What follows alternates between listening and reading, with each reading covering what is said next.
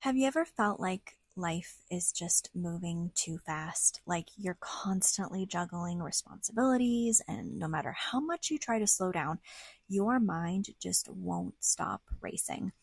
Imagine being able to hit pause, like even just for a few moments, and actually feel present, calm, and in control. That's the power of mindfulness and meditation. And today, we're diving deep into how these practices can transform your mental and emotional well being. And I'll be sharing simple ways to make them a part of your daily life. So grab your comfort drink, get cozy, and let's dive in.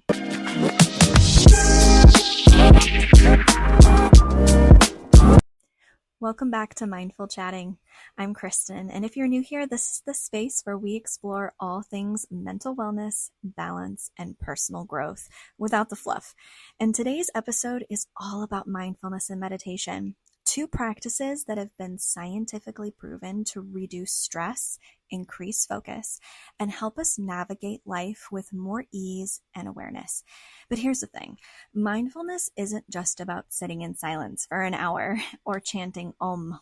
It's actually about small, intentional moments that bring you back to the present. Whether you're brand new to meditation or have dabbled in it but struggle to be consistent, this episode is packed with tips, book recommendations, and practical ways to make mindfulness a daily habit. So let's dive in. We have to define what mindfulness is because the word mindfulness has really been a buzzword recently and a lot of people throw it around, but let's define it. Mindfulness is the practice of paying focused, non-judgmental attention to the present moment. Instead of reacting automatically to thoughts and emotions, mindfulness allows you to observe and respond with awareness and intention. And I was very pointed about these particular terms: focused, non-judgmental, observe, respond, awareness, intention, because these are the things that you're trying to grasp and obtain in mindfulness practice. And so mindfulness really matters because there's been some research that's done, especially on reducing stress and anxiety. So, from Harvard Medical School, they showed that mindfulness reduces the body's stress response and helps lower cortisol levels. It also improves mental clarity and focus. Studies indicate that mindfulness increases that gray matter in the brain, particularly in areas associated with attention and memory. And this is just doing mindfulness 10 minutes a day for like 4 weeks that can increase this gray matter. So you don't have to do it for long periods of time to see results. Mindfulness also enhances emotional regulation because practicing mindfulness can help you manage those strong emotions like anger and sadness and frustration a lot more effectively. Mindfulness can also boost your physical health. It's been linked to lower blood pressure, improved sleep, and enhanced immune function. But let's first get into how do we start with mindfulness. And I do want to talk about the difference between mindfulness and meditation, and we'll get into meditation later in the episode. But I just want to talk about mindfulness right now and how we get started. So first, we have to begin with our breath. And this is just bringing awareness to how we're breathing. So I want you to find a quiet space. And if you're listening in the car, I want you to think about how you can do this maybe later today when you get home. But I want you to find a quiet space where you can sit comfortably and focus on your breath. I don't want you to do anything else. I just want you to focus on how you're breathing. Inhaling and exhaling, how much you're putting it in, how much you're exhaling it out. I just want you to notice the sensation that you have, how the breath goes in through the nose or even in through the mouth, out through the mouth, out through the nose, just noticing how you're breathing. And then I want you to really start regulating your breath. The best breathing technique I always like to do is breathing in through the nose and out through the mouth. And I just want you to focus on inhaling through the nose and holding it as long as you can, or breathing in as long as you can, and then breathing out with the longer exhale than inhale. After you do this a couple of times, I want you to try then scanning your body. And really all this is paying attention to different parts of your body, starting with your toes and then just moving up. Your toes, your foot, your ankle, your calf, really paying attention to each intricate body part. And what you're doing here is you're releasing tension because you're bringing awareness to how this particular body part is feeling as you're doing these big, deep breaths. And this will ultimately promote relaxation. After you've done this and gone from your toes to your head, now I want you to think about how you engage in your everyday activities.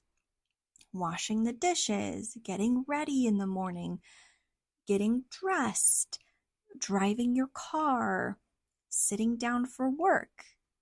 All those, little minor things that we do throughout the day.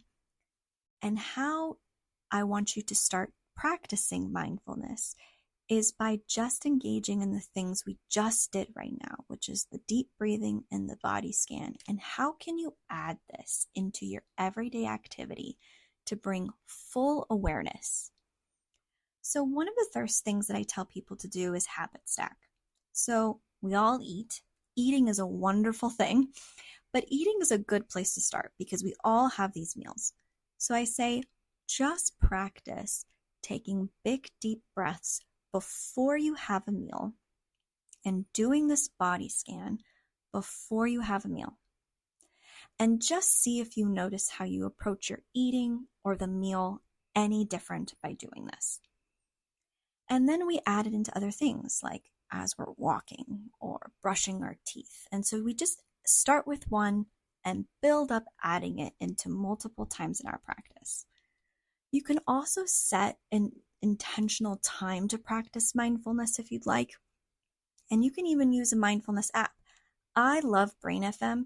I think they're great for inducing a sleep focus, any type of state that you're really looking for. But they also have guided meditations and mindfulness exercises within the app. And I'll put a link in the show notes if you want to try Brain FM. And I just want you to add this into your repertoire of exercises that I want you to practice about mindfulness. If you're looking for a recommendation of a book, Altered Traits, The Science Reveals How Meditation Changes Your Mind, Brain and Body by Daniel Goleman and Richard Davidson. That's a great book to start. It explores the science behind mindfulness and meditation if you're wanting to learn more about it. Now let's talk about meditation. So meditation is a structured practice that trains the mind to achieve clarity, emotional stability, and deep relaxation. It is often confused with mindfulness, but while mindfulness is really kind of this general way of being present, meditation is actually a deliberate technique that's used to cultivate focus and self-awareness. So there's a couple different types of meditation that I want to go over. There's this mindfulness meditation, so doing the same practice of the mindfulness that we just talked about, but we're setting intentional time with meditation attached to it. So focusing on being fully present in the moment and really focusing on our breath as that kind of anchor point. So with meditation, our brain is trained to focus and think and bring up thoughts. The whole point of meditation is not necessarily to blank our mind, even though that would be great. It's to notice when we become distracted and to bring it back. And what meditation is really trying to do is build up that skill so that you notice it when you're distracted and you bring your mind back to what you're trying to think about. So some people will use topics, people use breath, some people will picture light. It's whatever it is that makes sense to you.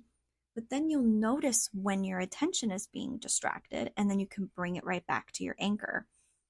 And so this is really helpful when you get into other aspects of your life, because when we train our brain to notice when we're distracted, we'll notice when we become distracted in other parts of our life. And so that helps us stay focused, that helps build us attention, a sustainability with attention. And so that's really what you're doing in this meditation practice, is really actually building up this skill. There's also a loving kindness meditation that encourages feelings of like compassion and love towards oneself and others. And so the anchor would actually be love and kindness and appreciation for the body, the soul, the opportunity, whatever it is that's going on in your life, and kind of bringing that back as the topic and focus of your meditation. There's transcendental meditation, which is using silence mantras to reach a deep state of relaxation. So this is where you're saying things over and over again. So this is where you kind of think of like the monks that are sitting in like an type of state. Well, that's repeating a sound that's having as their anchor. But you can use mantras. So you can say like, I am safe as a mantra, or I restore, bring in peace, and whatever it is, it doesn't really matter what you say as long as it brings peace and relaxation to you. But you're saying these kind of silent mantras in your head as your state of anchor, as you're practicing this ability to refocus your mind when it gets distracted. Lastly, there's body scan meditations, where you're kind of focusing on different body parts like we were doing earlier, where you're releasing tension and increasing awareness. Progressive muscle relaxation is a type of body scan meditation where you focus on each part of your body and you squeeze it up, tense it, and then you release it. That is a part of a meditation. So if you really like meditation and want to get into it, some books I recommend: Mindfulness by Ellen Langer, and that explores the profound effects of like living mindfully and how it can really transform very parts of your life by practicing mindfulness and meditation. So now we're going to talk about how do we start a meditation journey. And it's going to be kind of looking like the same of that mindfulness practice that we were talking about. It's a little bit different though. So again, you're still finding a quiet space and you're choosing kind of a peaceful spot where you won't be disturbed. Again, we're adopting this comfortable posture. So some people will like to sit, some people like to lie down. Some people use a cushion or a chair for support. And then again, we're bringing the anchor point to the focus on our breath. So inhaling and exhaling naturally first, kind of noticing your rhythm before you create a structured rhythm with your breath. And then you're going to bring your focus back to your mind. So again, meditation is about learning how to build the skill of distraction. So you're either focusing on a mantra or bringing in your anchor, which can be your breath. And then when thoughts arise, you acknowledge them without bringing any judgment, and you gently return to the breath or return to your anchor.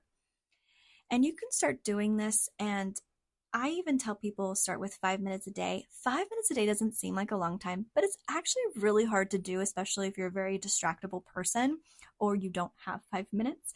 But I would start with a minute. And I know that seems even smaller, but you'll be shocked of like how many distractions you have if your head, especially if you have a very easy, distractible, racing mind, of how often you have to bring your mind back just within a minute. And then gradually increase that the more easier it gets.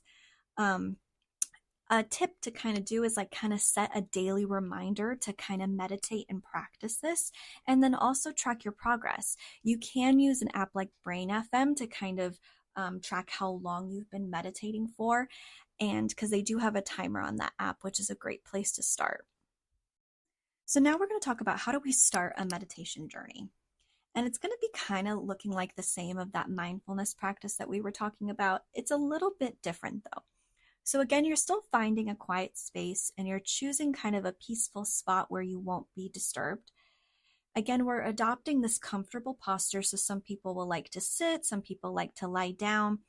Some people use a cushion or a chair for support. And then again, we're bringing the anchor point to the focus on our breath. So inhaling and exhaling naturally first, kind of noticing your rhythm before you create a structured rhythm with your breath. And then you're going to bring your focus back to your mind. So again, meditation is about learning how to build the skill of distraction. So you're either focusing on a mantra or bringing in your anchor, which can be your breath. And then when thoughts arise, you acknowledge them without bringing any judgment, and you gently return to the breath or return to your anchor.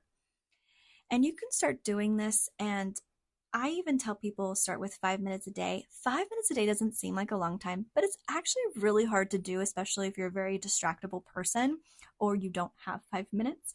But I would start with a minute. And I know that seems even smaller, but you'll be shocked of like how many distractions you have if your head, especially if you have a very easy, distractible, racing mind, of how often you have to bring your mind back just within a minute. And then gradually increase that the more easier it gets.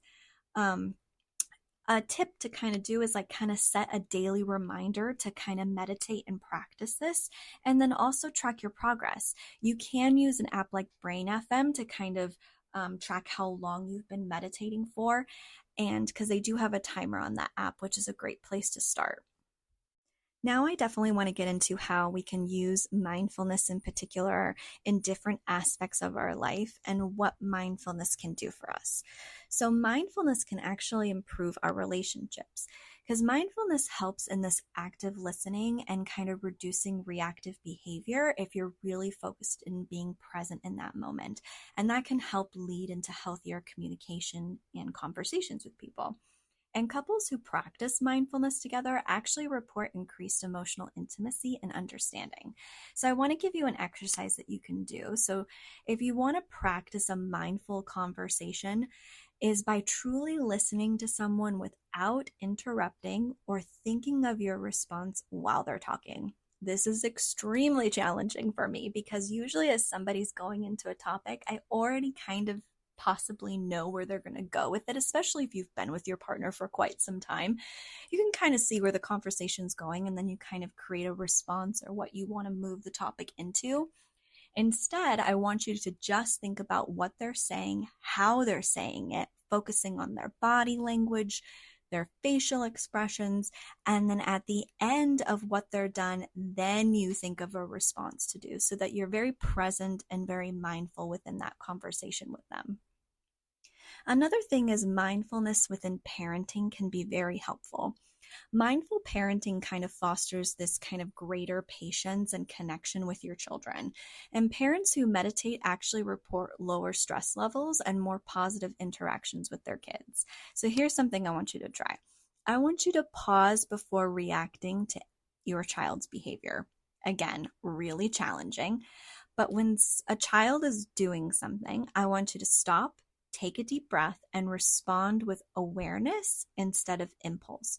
So, in responding to whatever the behavior is or what the behavior is trying to do for you, because you're stopping and taking a deep breath and analyzing the behavior of the child instead of reacting to it.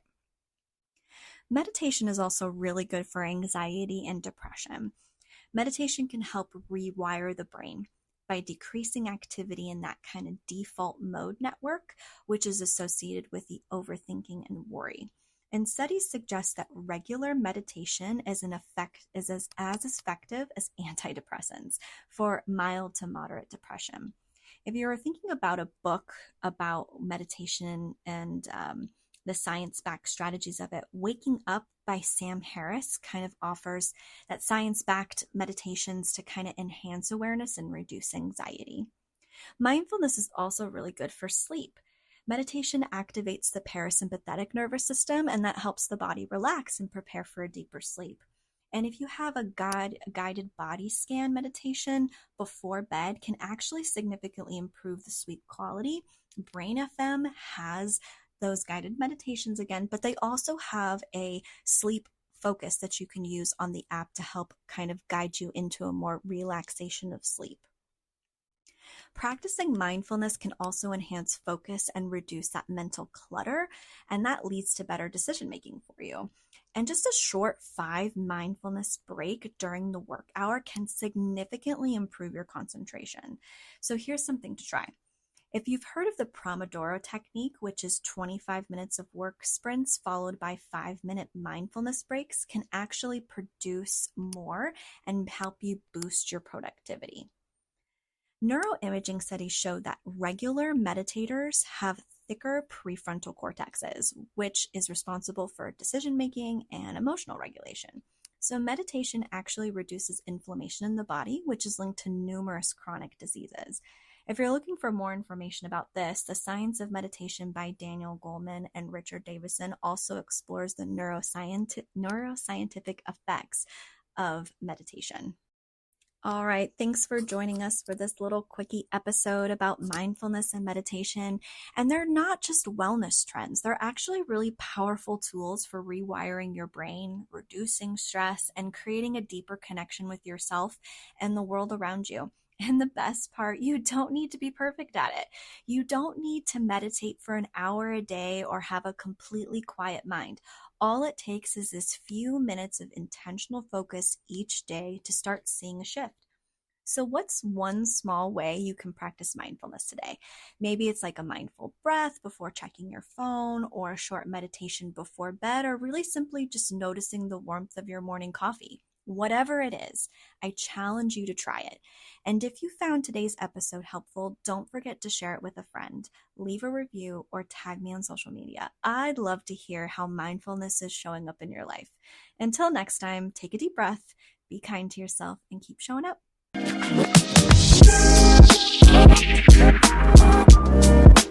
This podcast may contain affiliate links, and if you click on these links and make a purchase, I may receive a small commission at no extra cost to you. I only recommend products and services that I personally use and believe will add value to you. Thank you for supporting the podcast.